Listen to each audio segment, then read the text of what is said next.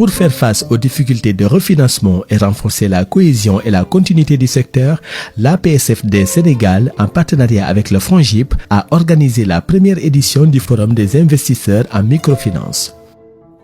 L'événement, qui a accueilli près de 200 participants, s'est tenu les 16 et 17 décembre 2014 à la salle de conférence du Grand Théâtre National de Dakar. Différentes personnalités du secteur de la finance inclusive et des autorités étatiques et privées étaient présentes.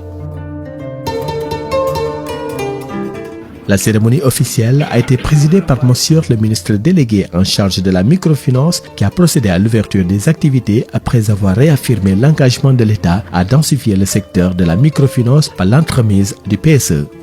C'est avec une grande satisfaction que je me retrouve parmi vous ce matin pour procéder au nom du gouvernement à l'ouverture officielle de la première édition du Forum des investisseurs en microfinance. Mesdames, Messieurs, la problématique de l'accès des institutions de microfinance au refinancement, surtout en termes de ressources longues et stables, a toujours été une préoccupation de l'État du Sénégal. Chers acteurs, malgré les nombreuses contraintes qui freinent l'accès des SFD au refinancement, je reste convaincu qu'ensemble, nous pouvons relever le défi de l'accès des SFD à des ressources adaptées grâce à un partenariat fructueux entre les différents acteurs. En effet, le dispositif institutionnel national reste aujourd'hui très dense et de nombreux fonds d'investissement internationaux et bailleurs de fonds se sont engagés à nos côtés pour réaliser l'inclusion financière des couches défavorisées, car en définitive, c'est cela la finalité même de nos interventions. Cette cérémonie a également été l'occasion pour le président de l'APSFD, M. Lamine Gueye, de revenir sur les difficultés auxquelles sont confrontés les SFD. Les SFD, notamment les plus petites et sans assistance technique, éprouvent d'énormes difficultés pour satisfaire les besoins de crédit de plus en plus croissants de leurs membres. Il est constaté que les refinancements ne sont pas toujours accessibles, car les conditions fixées par les investisseurs représentent parfois une réelle limite pour ces SFD. Plus concrètement, M. Gueye a fourni des solutions visant à résoudre le gap de refinancement en élargissant les instruments financiers disponibles, améliorer la gamme et la qualité des produits et services financiers offerts aux populations cibles, rendre le secteur de la microfinance plus attractif et plus transparent aux yeux des investisseurs. À la suite de l'APSFD, le président du conseil d'administration du FONGIP, M. Amadou Ndiaye, a appelé les missions du FONGIP tout en soulevant l'importance de l'accès au crédit. Il a réaffirmé la disponibilité du FONGIP à offrir des produits permettant de booster le refinancement des SFD. Le Fonds de garantie des investissements prioritaires a dédié au secteur de la microfinance un de ses produits phares en accordant aux SFD des lignes de refinancement en vue de contribuer à l'effort de mobilisation de ressources stables pour vous permettre de répondre efficacement aux besoins de financement de vos membres. Il s'engage également à accompagner le secteur de la microfinance dans ses domaines prioritaires d'intervention. Des panels se sont succédés sous la bienveillance du modérateur du forum, M. Tamsir Amadou Mbaye. Le premier panel, portant sur le rôle de la microfinance dans l'émergence du Sénégal, a vu la participation de M. Amadou Ba du bureau opérationnel de suivi du plan Sénégal émergent, qui a fait une présentation du plan Sénégal émergent, de ses projets dans toutes les sphères de la société. Il est revenu sur les réformes phares, dont celle relative à l'amélioration de l'environnement des affaires et à l'accès au financement des TPE et PME. Pour moi, il y a plusieurs façons d'accompagner les acteurs de la microfinance qui vont leur servir de pouvoir capitaliser très rapidement sur un certain nombre de dispositifs. Le premier, comme je l'ai dit, ça va être la mise en place de ces tribunaux de commerce-là qui vont permettre aux acteurs de la microfinance d'être confortables quand ils font des crédits à des particuliers. Ça va être la mise en place du bureau de crédit qui va permettre, encore une fois, de ne pas réagir, mais d'être plutôt proactif dans la gestion de risque, sachant que si on a cette base de données commune et que les acteurs de la microfinance se mettent en capacité de pouvoir capitaliser à fond sur ce dispositif-là, ça va leur permettre tout simplement de pouvoir identifier les bons risques et de savoir à qui octroyer des crédits et d'avoir une allocation des lignes de refinancement que vous avez qui sont encore plus efficaces que ce qui existe aujourd'hui. Monsieur Idrissa Diabira du FONGIP nous a gratifié d'une présentation des missions et activités du FONGIP dans le secteur de la microfinance. C'est les missions qui découlent des attentes des différents rencontres, recommandations, etc. À savoir la garantie, qui est l'une de nos missions principales, pour pouvoir l'octroyer à des micro, petites et moyennes entreprises, notamment avec les partenaires bancaires.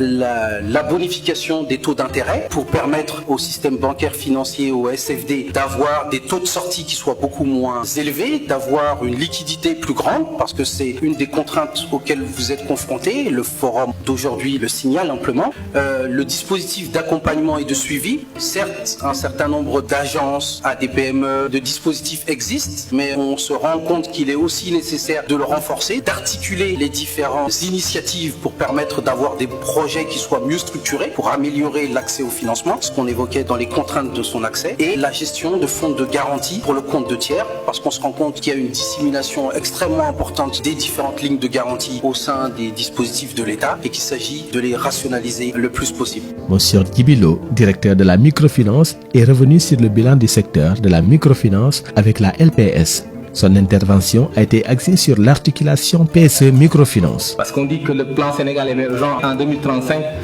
vise à avoir une société solidaire dans un état de droit. Et quand on reprend l'objectif qui a été mentionné, la vision qui a été mentionnée dans la lettre de police sectorielle, on trouve qu'elle est complètement en phase avec ou qu'elle permet en fait d'atteindre cet objectif avec surtout une couverture satisfaisante de la demande du territoire et opérant dans un cadre légal réglementaire.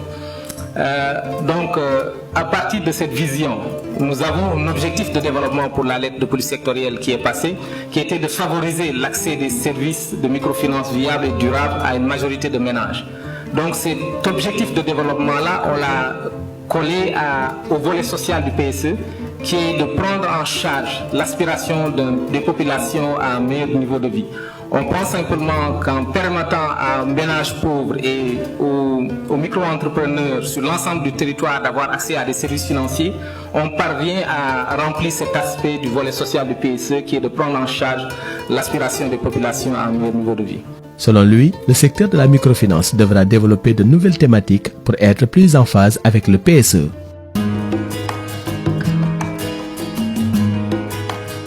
Le second panel a porté sur la problématique de refinancement des SFD, les contraintes et solutions. Monsieur Souleymane Sarr, responsable études développement et formation à l'ACEP, a dans son exposé fait l'état des lieux du secteur, analysé l'offre et la demande de refinancement avant de situer les contraintes qui sont d'ordre réglementaire, fiscal et managérial. Il termine en lançant un appel aux investisseurs. Tout ça doit conforter, n'est-ce pas, les providers, n'est-ce pas, en matière de financement, les conforter dans l'idée que ce secteur-là est un secteur d'avenir. Il faut miser sur ce secteur-là et ne pas hésiter. Parlant des solutions au refinancement, Monsieur Diassé du FONGIP est revenu sur leurs conditions de refinancement du SFD et propose une assistance technique pouvant accompagner le refinancement des SFD. Le FONGIP mène une réflexion sur la mise en place d'un fonds de réserve pour mitiger les risques encourus par les SFD. La solution qu'il propose est une meilleure articulation des interventions, combiner l'engagement financier avec l'assistance technique, proposer un système de garantie au SFD et la nécessaire transformation des ressources. Monsieur Babacar Sall de Oiko Crédit a relevé différentes solutions par rapport aux contraintes, à savoir schéma de financement innovant, renforcement des capacités et appui technique, un cadre juridique et fiscal favorable au refinancement des SFD. Le directeur de la BIMAO, à son tour, a insisté sur l'existence de solutions face aux besoins de financement des SFD. Il a rappelé les nouvelles orientations de sa structure et est revenu sur les missions originelles, à savoir financement des SFD. Madame Denise Ndour, directrice de la Fondation Senfinance, nous a renseigné sur l'étendue de leur réalisation en termes de refinancement, plus de 3 milliards, avec des impacts significatifs en milieu rural et sur les femmes. Monsieur Eladji Biran Diop de la BNDE, quant à lui, a réaffirmé l'attachement au secteur de la microfinance comme levier d'inclusion financière. C'est ainsi qu'en moins d'1 an, la BNDE a injecté près de 3,5 milliards en termes de financement des SFD. L'autre avantage que ce mécanisme représente est aussi bien la flexibilité sur les taux et les détails de remboursement. En débutant nos activités, on s'est dit qu'il fallait faire un benchmark. Regarder ce qui se passe autour de la place bancaire et proposer une alternative. Ce qui nous a permis d'aujourd'hui d'offrir, je le crois, le taux de refinancement le plus bas de la place bancaire. Au-delà de ces problèmes-là qui sont le taux auquel on a apporté une petite solution, la garantie aussi auquel on a apporté une petite solution à s'alliant avec des structures qui peuvent nous aider à faire ce monitoring-là, nous avons insisté un peu sur la durée. Parce qu'on se rendait compte que dans la place, généralement le maximum qui se faisait en termes de durée pour les instruments de microfinance, c'était 24 mois.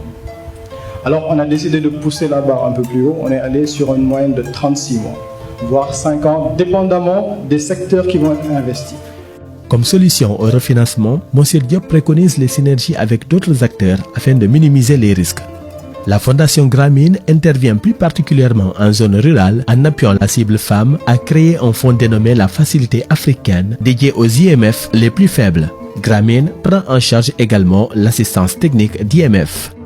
Le forum a enregistré plusieurs interventions d'investisseurs comme celui d'Action, le LNDF Fonds d'investissement luxembourgeois qui représente aujourd'hui une portée réelle pour le secteur de la microfinance.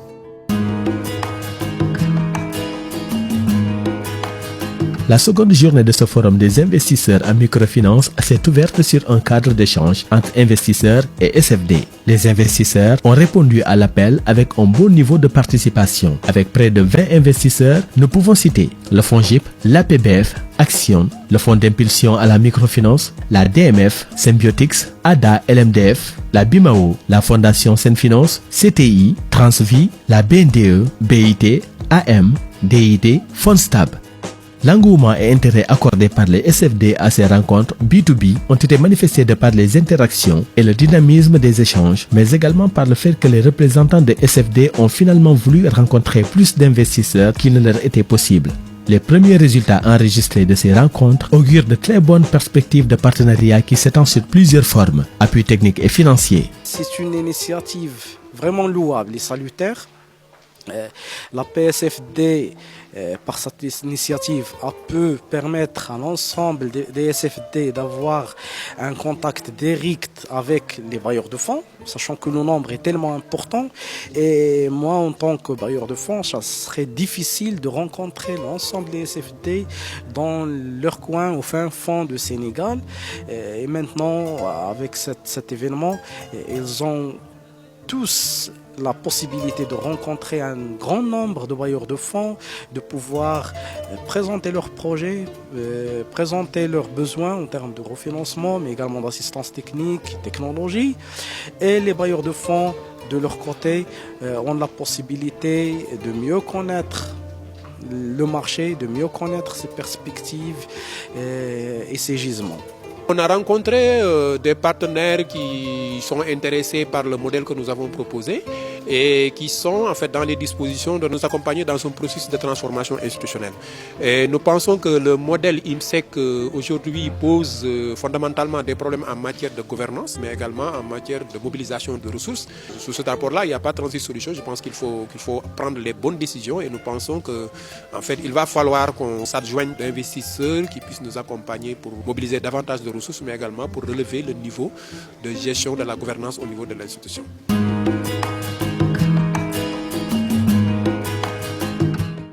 À l'issue de ces rencontres très riches en échanges et perspectives, les investisseurs ont débattu sur comment développer les synergies entre les investisseurs pour faciliter l'accès au refinancement. En effet, au terme de chacune des présentations, les panélistes sont revenus sur les synergies qu'ils développent, les contraintes notées et les résultats engagés. Cette thématique a été animée par African Microfinance Transparency, SIP Network, Oiko Credit, la Fondation Senfinance et l'UMCDF. Ils ont à l'unanimité réaffirmé la nécessité de développer des synergies allant dans le sens d'une intensification du financement, particulièrement aux cibles qui ont des difficultés d'accès. SIP a développé un partenariat avec cette association professionnelle en Afrique subsaharienne. Donc, dans le cadre d'un programme qu'on appelle Finance responsable, par le biais du leadership local en Afrique subsaharienne. Donc c'est un programme de 4 ans appuyé par la Fondation Mastercard et qui intervient au niveau de la PSFD du Sénégal, du Bénin, du Burkina, de la Côte d'Ivoire, de l'Ouganda, du Rwanda et du Ghana.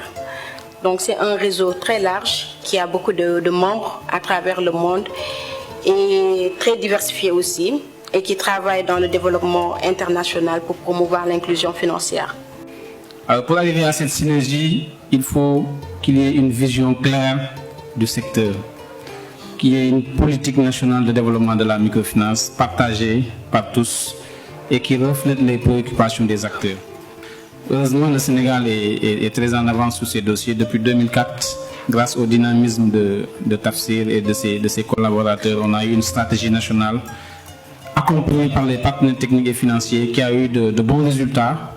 Et aujourd'hui, on est dans le cadre d'une nouvelle stratégie qui, on l'espère, sera finalisée à la fin du premier trimestre de 2015 et qui, cette fois-ci, aura une approche par la demande. Parce que la première stratégie a permis de renforcer l'offre. Aujourd'hui, on va passer par la demande pour arriver à impacter positivement sur le niveau de bien-être des populations. La cérémonie officielle de clôture a été marquée par la présence de monsieur le directeur de cabinet du ministre délégué en charge de la microfinance, entouré des responsables de l'APSFD, du FONGIP et de la DMF. Monsieur le ministre s'est d'abord réjoui du bon déroulement de la première édition du Forum des investisseurs en microfinance, en magnifiant également les performances et l'apport non négligeable de la microfinance dans l'amélioration des conditions de vie des Sénégalais. Il a en outre exprimé toute la disponibilité de l'État à soutenir de telles initiatives. Donc tous les acteurs concernés à s'approprier les conclusions de ce forum et à s'engager résolument pour opérationnaliser avec efficience les recommandations qui en sont issues. À cet effet, soyez rassurés de l'entière disponibilité du ministre délégué en charge de la microfinance et de l'économie solidaire à vous accompagner dans la poursuite de vos objectifs et vos résultats réciproques. Je veux dire aussi bien les investisseurs que les SFD. J'en appelle également à pérenniser cette unique et heureuse initiative qui met face à face les offreurs et les demandeurs de refinancement. Je suis sûr, vous en conviendrez avec moi, que c'est un gage de succès et de consolidation du secteur de la microfinance. Après la présentation de la résolution finale issue de ces journées de réflexion et d'échange par le rapporteur général, le ministre a reconnu l'importance des conclusions des travaux et a déclaré close la première édition du Forum des investisseurs en microfinance. Très intéressant. D'ailleurs, c'est des choses qui devaient être organisées depuis très longtemps.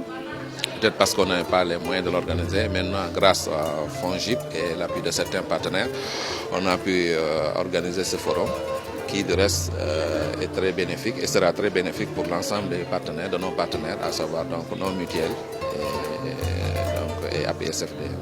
J'ai toujours reproché à la PFSD, je suis membre du conseil d'administration, on n'a pas assez médiatisé ce que le secteur, quel est le poids du secteur, ce que le secteur apporte aux populations diminuées qui ont retrouvé leur dignité grâce aux activités de la microfinance.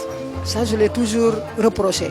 Et c'est dommage que le secteur de la microfinance ne soit ni représenté au niveau du Conseil économique et social, encore moins à l'Assemblée nationale. Parce qu'un pauvre qui a besoin de 50 000 francs ne va pas ouvrir un compte bancaire de 100 000. Donc c'est nous qui servons, nous sommes des pauvres, mais c'est nous qui sommes là